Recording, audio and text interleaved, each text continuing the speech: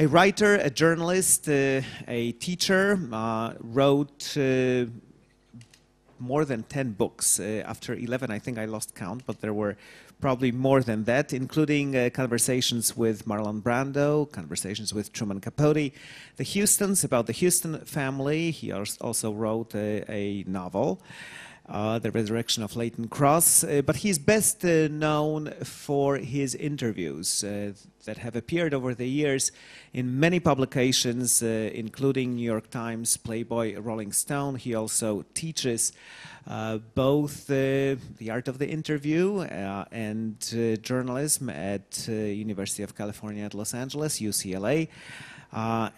Known as the Mozart of the interviewers, and I'm sure I have not yet covered half of it. Please welcome Mr. Larry Grobel.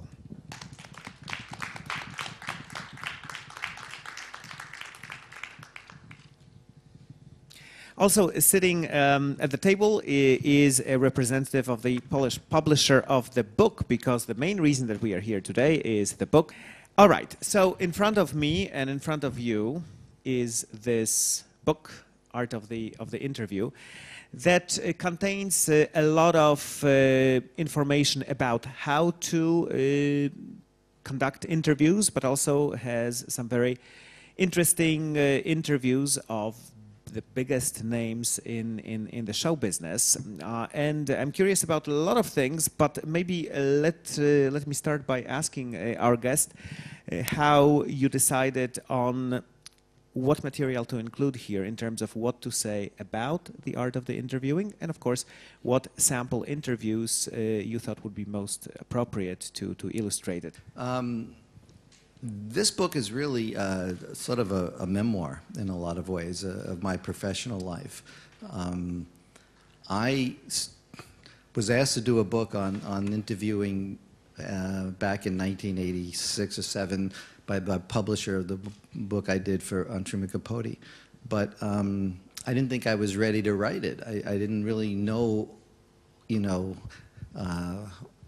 that there was a book on an interviewing. And then I was asked at UCLA if I would teach a course on interviewing. And I started that in 2001. And so for each year, I would teach it once each year. And it was fascinating to put it together and make a course out of it. And then I started to realize that as I'm getting results, I'm seeing that you can actually teach someone how to listen a little better, and how to ask questions, how to keep them short. So there's a lot of little things you can do that you can apply to your own life, so you can, if you're going to be interviewed yourself for a job or something, I always tell my students to prepare to ask the person who's interviewing you, ask them some questions. So, very few people will do that, but it changes things, and people get jobs from learning how to do this kind of stuff. So it's interesting. So then I thought I'd try to write a book about it, a textbook. And I started to write it, and I was trying to, make...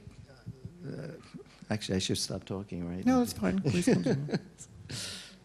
But if you'd like to take a pause, I mean, that's entirely... No, but I'm just saying, so I started to when I put this together, I started thinking of it in general terms. Now, what I know, my experiences have been with famous people. Most of the people I've interviewed are Nobel Prize winners or Oscar winners or, writers that I've greatly admired, like Saul Bellow and Norman Mailer and Truman Capote. I was lucky that I got to meet John Huston doing an interview for Playboy. We got along well, and then some publisher wanted to do a book on the family and asked me if I would do it, and I got in touch with him, and because we had been together for doing a Playboy interview, we knew each other a little bit, so he agreed, and that took 3 years of my life, just talking to everybody who talked to him. So, I've been very fortunate in a way to have gotten the assignments I've gotten, to get to go to Brando's Island, or to be with Luciano Pavarotti, going from opera house to opera house in San Francisco and New York and Chicago and Los Angeles. I traveled with Dolly Parton on her bus in West Virginia, and we would spend days together, and talking. So in that regard, it's an unusual life, and I had no complaints about it. It's been, I've been lucky enough to be able to put words to the experiences. So that's an answer about how this book came about. So maybe I'll ask a question because when I talk to a lot of people, all they seem to want is an opportunity to meet someone famous, because they think that that is the most difficult thing, to have access to the stars. That if they do have such access, then they will know exactly what to ask them, and everything will be easy from that point on. So between the two things, between of how to conduct an interview on the one hand, and how to secure access to those people whom one might want to interview, which one do you think is more difficult ultimately? Well, the access is far more difficult. I mean, I would think. It's just getting to people who hire publicists to keep them, to press away from them rather than to bring them in, is very, very difficult. And it takes a long time. It takes persistence. That's why you needed an assignment, really. It took me 17 months to get to Brando once he agreed to do it. And 9 months I spent with Barbra Streisand. I must have spent 6 or 8 months trying to get to her first. So there's a lot of time that you put into that. And so getting the access to it is very tricky. It's like certain publicists will try to keep you away. Certain people don't want to be interviewed deeply. And I have a reputation of asking some difficult questions, I guess. So sometimes I will hear that a publicist is advising his client not to talk to me. And that really pisses me off because it denies me access, I was supposed to do Alfred Hitchcock when he was alive, and years later I met someone who worked with Hitchcock, and he said, yeah, Hitchcock was going to talk to you, and then someone warned him about some of the interviews you've done, and that he's going to get into, deep water with me or so. And Hitchcock says, oh, never mind, I don't want to do it. And so I lost that, but I didn't know that, So it's hard. It's easier for... I have students at UCLA, and I tell them, any of you can get the job before me because you should work for nothing. You do it. You do something on speculation. You can go into an editor's office and say, look, I want to do Keanu Reeves. I can get him. He's coming to Poland. I know I could get to him. And now the editor's got one shot at maybe Keanu Reeves, right? So is it going to give it to you, an unknown, or is it going to ask someone who they can count on to bring in the material? But what you can say is, you don't have to pay me, only if you like it, Then they may say, okay, because I won't do that, right? I have to be paid. It's part of what my job is. I think it's not that hard to necessarily get an assignment. That's the first step to getting access. Because once you have an assignment, then you go to the publicist or you go to the manager and try to get to that person that way. By the way, just a quick mention is that another one of my books dealing with interviews, a collection, which I call Above the Line, that came out in the States, deals with the producer, all the names above the line when a movie starts, the producer, the director, the writer, the actors. And then I added the superstar, the star as well in the book. So I basically take different people that I thought were good in-depth interviews, and by putting it all together in this one book, it's like, this is what the movie business is really like, above the line, not below the line. And I added some critics to it too. So Michael is going to be publishing that when, next year? Yeah, next year. Yeah. So I just want to mention that, it's a nice book. Question from a gentleman who is standing behind the camera, who is a journalist, that has to do with the work of cameramen during interviews, because in the book at one point you say how one of your interviews was in fact adversely affected, if not to say destroyed, by the presence of a cameraman. So what kinds of difficulties possibly emerge when cameramen are present? What can go wrong, and what kind of advice would you thus have to those who do show up with a camera?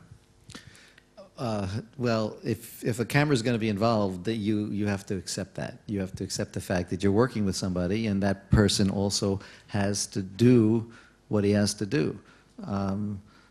I've always just preferred working alone, but that's me. I mean, if I'm coming in with a camera, I'm doing television, and I've done it. I've done it for a couple of years, and I've never gotten comfortable with it. You know, that someone else is there.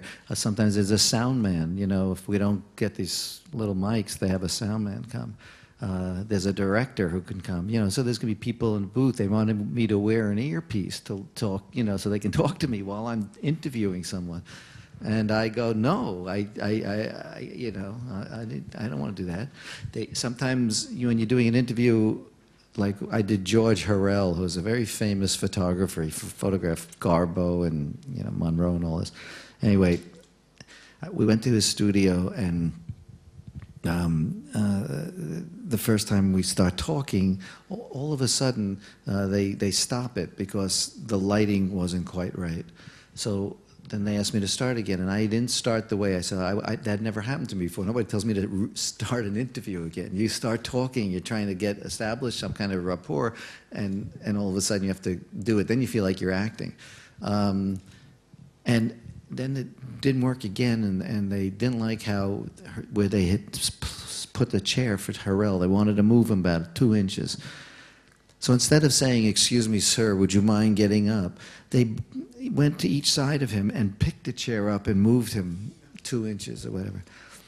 I got sick to my stomach. I couldn't believe it. I actually had a glass of water, and I threw up in my glass because I was like so embarrassed, you know, that they would do something like that. And I excused myself, and I went back, and I said to the director, "I don't know what the hell you think you're doing, but the next time we start the camera rolling, I don't want you to stop it. I don't care if your lighting isn't good. I don't care if your sound is off. You fix it. You know, but we're not here to start an interview over and over and over again." And we did. And then I went out afterwards with Harrell, and I talked to him, and I apologized. I said, "I'm so sorry that they did that." And he said to me, "I've been on movie sets for 40 years or for more." He says, "You just have to understand that talent is all just part of what the crew does. You know, I mean, you know, you're just like a piece of furniture." And he was fine with it. I wasn't, because I had to get used to that. You know. So it's, you know, it's interesting how one is treated. So, you know, you asked me about a camera. I have lots of camera stories. I won't tell them now because we don't have much time. But some of them are very crazy. You know, I mean, I did a porno star, Marilyn Chambers, behind the green door, and the cameraman was behind me. But then they brought a sound man in, and they wanted the sound man to be there. But it was in a small hotel room, and my feet, my chair and her chair, we were almost going to be touching, you know, that close. So a sound man over here in this cramped room made me thinking about this guy, and I didn't want to think about that when I'm talking to a porno star. I never talked to a porno star before. And I had questions that I never asked anybody in my life since or before that I was going to ask her. Because if you're going to do a porn star, you might as well really do it, right? I mean, you know, otherwise, why, you know, namby-pamby around? But this is a dirty story, actually. I don't know if I should really be telling it. But the upshot was they did not want to have a man with just for us to be mic'd up, because she had gone to a radio interview, and she had oral sex with the guy who was interviewing her. And Playboy was doing this as television, and I'm doing this interview. They thought that if they had a sound man there rather than be mic'd up, she wouldn't be restricted by her mic in case she decided to get rambunctious. And I looked at the guy, the director. I said, "Yeah, I'm married." I said, "Number one. Number two, do you think that if she wanted to do that with a camera rolling, that I would say yes?" And they thought, absolutely. They didn't even think of it. They weren't even going to tell me about it. I'd just be surprised by this. Well, you know, so, you know, sometimes it's easier without a cameraman there or whatever. Yeah, that's my camera story.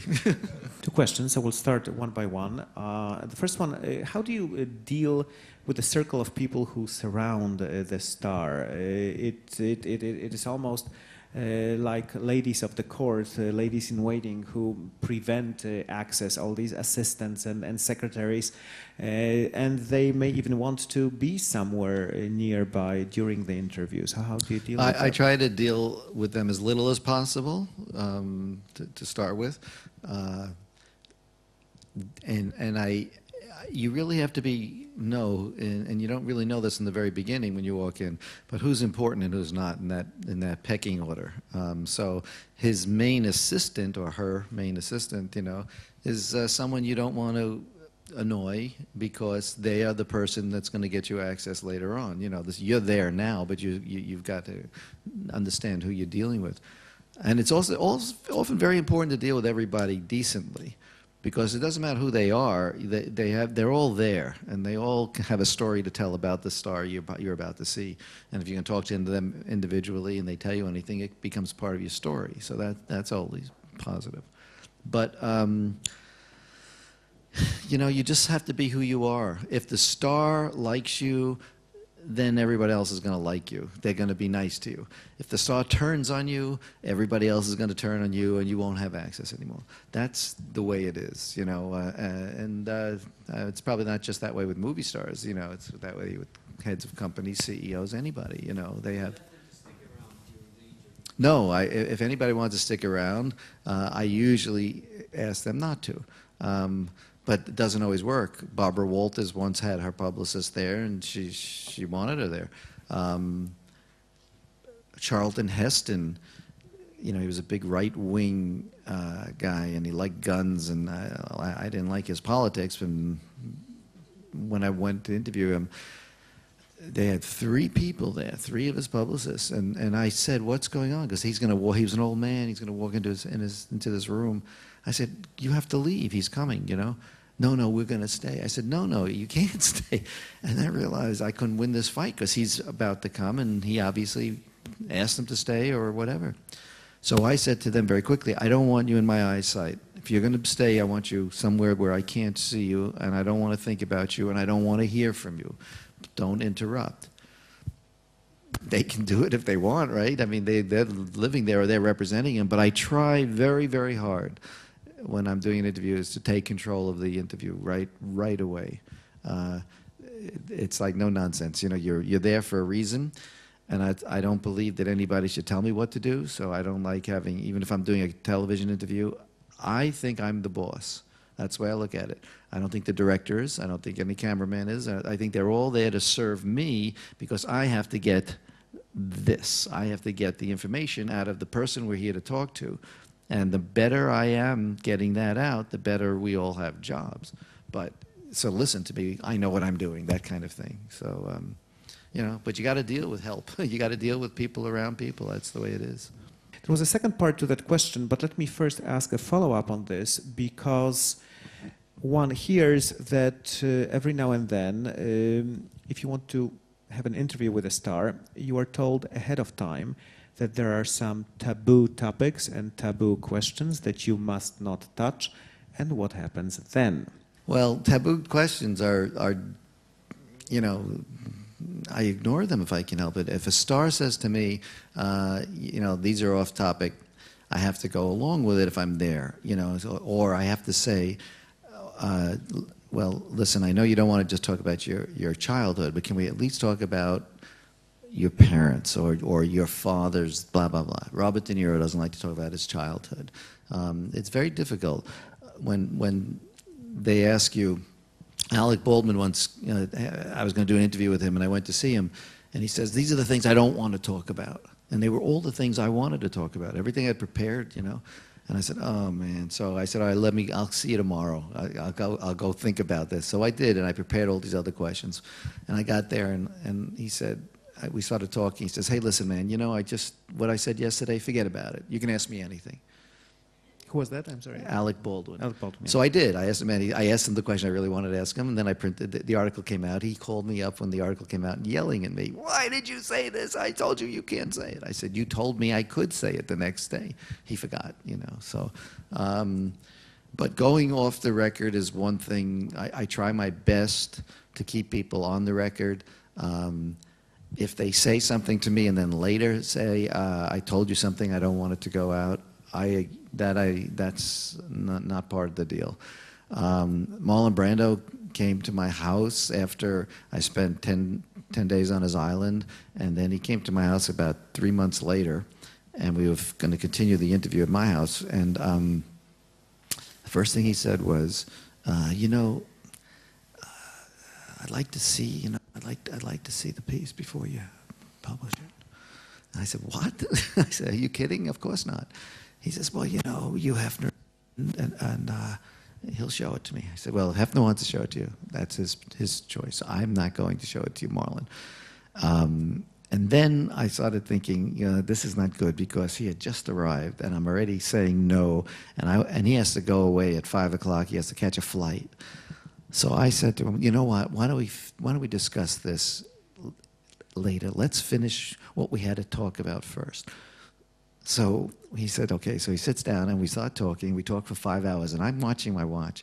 And so when I see it's like 5 o'clock, I say, "Hey, Marlon, listen, I'll tell you what about the interview. I'll let you see the transcript, but you can't take it home. You have to do it with me here, okay? So I'll go get it." And he says, "Yeah, okay, let me, what, holy jeez, it's 5 o'clock, I gotta get out of here." And I said, "Well, Marlon, what about this?" He says, "I gotta leave." I said, "Okay, you know, have a good flight." Never showed it to him, you know, it was great. You know, you gotta protect your material, basically, you know. I mean, if you wanna, you know, sometimes you get some good stuff, and you know, Bobby Knight, this is an Indiana coach, it's at the end of, this book, right? I mean, I think I put it in there, and it's like it was an insane situation. The guy attacked me. He wanted the tapes back. He was fighting me in the car, grabbing my bag because he didn't want it, you know. But I knew I had such a good interview that he wanted me to come back the next morning. I said, "Okay, yeah, I'll see you next morning." As soon as I got out of the car with him at like midnight, I called the airport and I said, "Do you have any flights out of here right now?" And they said, "Yeah, we can get you out of here in another hour." I said, "Book me." And I just got out. And then I called him. I said, "Something came up. I couldn't make it to breakfast with you tomorrow." But, you know, I called him that next morning. I'm back in Los Angeles. Because I knew that if I stayed and saw him, he was going to do his best to get the tapes back from me. And I wasn't going to give them up. And it was going to be a huge battle. And I knew I had my story. I didn't need to see him again. Anyway. That's good, but you know, it's different in Poland. Actually, the interviews are typically authorized by the star just before that's why publishing. they're never very good, I'm sure. You know, There was a two-part question. The second one has nothing to do with the first one, and it asked how you deal with situations when somebody is extremely shy, kind of reticent to open up. How do you make such a person unable to or unwilling to talk, open up? I mean, they're tough questions because, you know, it's something that you do when you're there, or you do or you don't, you know. I mean, you just don't know. Someone who's very shy, someone who answers questions, yes, is not, you know, you don't want that. You want to get people to talk. An interview is very much like a seduction. I mean, basically, it may take you time to get to know somebody. The interview may not begin with Brando. For 3 days on his island, I ate breakfast and lunch and dinner with him, and we walked around. I never once turned on my tape recorder. We weren't interviewing. We were talking. We were getting to know each other. I mean, I was getting frustrated because I was getting, you know, I felt that now it's ready to put on the tape recorder, but, you know, it's like now you have to ask permission because you haven't been doing it up until then. You know, I just think you got to spend time. You got to spend time with people who are shy, and they've got to feel that you're not there to hurt them. You know, if you're going to do an interview and people are going to expose somebody all the time, and you're trying to get the dirt or whatever, they don't want to be around you. They're not going to talk to you too much. You know, so that's one kind of person. I always try to gain the trust of someone by saying what I'm going to do is fair. I'm not out to get you, but you know, you may have done some controversial things in your life, and I'd like to discuss them. And you know, you can tell me whether they're true or not. But you know, if it's out there, if it's something I've already researched, then it's out there in the world. Let's make this the interview of record, and they respond to that. Barbara Streisand did. You know, she never talked to anybody. When she saw how I approached it, she came around and said yes. And that's after her lawyer and her manager and her boyfriend, John Peters at the time, all wanted me to sign a paper saying that, you know, she could retract anything she says and she could own the thing when it's over, all those kinds of stuff that she did. I refused to sign that. And they got all upset, and everybody told her, don't talk to me. But by that time, she sort of saw who I was, and that she respected that, which was nice, you know. So we had a communication. So she agreed to talk without me signing anything. Because she also knew I wasn't going to. I would have walked away from it. After spending, you know, half a year or whatever trying to get to her, I was ready to leave because she wanted to take control. And I know the number one rule in an interview is don't give up control of it, you know. It's, again, a tricky question. If someone is angry at you or you know, you have to back off and try it another way. You apologize. I'm sorry to offend you. You don't want to antagonize unless you want that scene. You know, if you want to fight with someone and then they kick you out, then you can write about it. That's a scene. But I prefer to be a little more subtle about those things. So when I get to a point where someone's angry, you know, I'll back off a little bit. But it doesn't happen too often because I think I'm a little more tactful, you know, than that. So I'm careful about it.